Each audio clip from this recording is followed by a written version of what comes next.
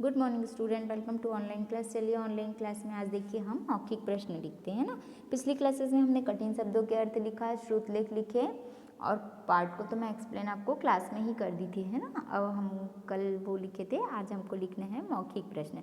तो सबसे पहले मौखिक प्रश्न में क नंबर में दिया है गिलहर में बड़ी मात्रा री, गिलहरी कैसी है। तो आप पढ़े हो गिलहरी कैसी थी, गिलहरी भोली भाली है, ठीक है। फिर ख नंबर है गिलहरी कोटर में किसके लिए बिस्तर बना रही है। तो गिलहरी कोटर में अपने बच्चों के लिए बिस्तर बना रही है। किसके लिए बिस्तर बना रही है, बच्चों के लिए। आपके पास सभी के पास नोट्स है तो आप अपने नोट्स में से ओपन करिएगा पार्ट 10, उसमें ये पूरा आपको क्वेश्चन आंसर मिल जाएगा। उससे देख के आप अपनी कॉपी में सीक्वेंस से लिख सकते हैं, ठीक है।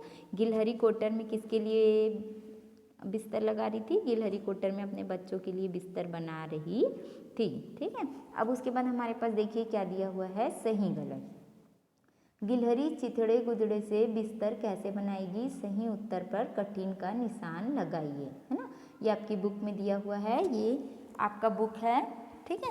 बुक के आपके पेज नंबर, अभी जो मैंने क्वेश्चन आंसर लिखा है वो 76 में है और अभी जो ये है वो 77 में है, ठीक है। तो देखिए क्या लिखा है, क कैंची से काट कर, सुतली धागे से, दांतों से कुतर कुतर कर। तो किससे बनाएगी बिस्तर, सुतली और धागे से, ठीक है। अब उसके बाद इसमें टिक करना है हमको। इसी तरीके से आप कॉपी में भी लिख सकते हैं, चाहे तो आप इसको बुक में ही टिक कर सकते हैं, कॉपी में लिखने की आपको ज़रूरत भी नहीं है।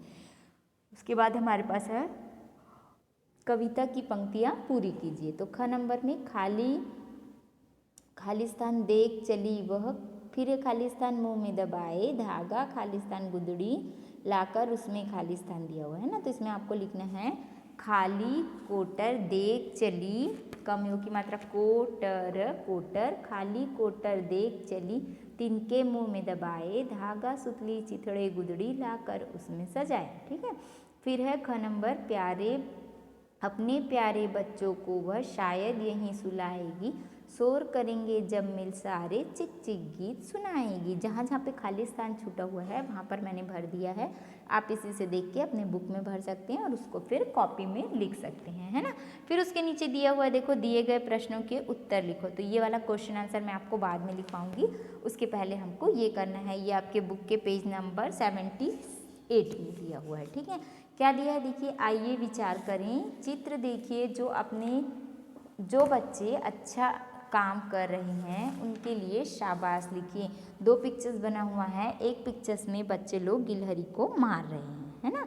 क्या कर रहे हैं, मार रहे हैं, और दूसरे में गिलहरी को कुछ खाने के लिए दे रहे हैं। तो कौन सा वाला अच्छा है, मार रहे हैं वो अच्छा है या फिर कुछ खाने पीने का दे रहे हैं वो अच्छा है। तो जो खाने के लिए दे रहे हैं वो अच्छा है ना। तो वहाँ पे उसके नीचे में आपको क्या लिखना है, शाबाश।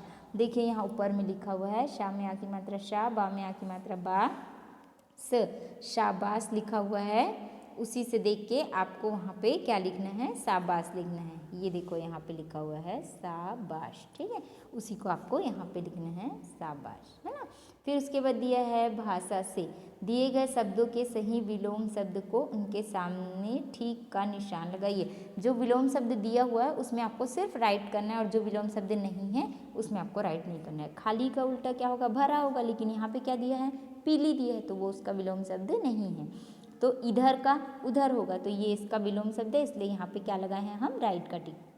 सुस्त का अस्त बोला है, ये भी गलत है, तो इसलिए इसमें नहीं लगाएंगे। अंदर का भीतर बोला है ना, अंदर का उल्टा भीतर होगा, तो इसमें हम ऐसे राइट का टिक लगा देंगे यहाँ पर इस तरीके से, ठीक है। सुलाना का उठाना, ये भी सही है, इसमें भी राइट का टिक लगाना है। भरा का खाली, ये भी सही है, इसमें भी राइट का टिक लगाना है आपको। किधर का जिधर, है ना, किधर उधर आएगा, किधर,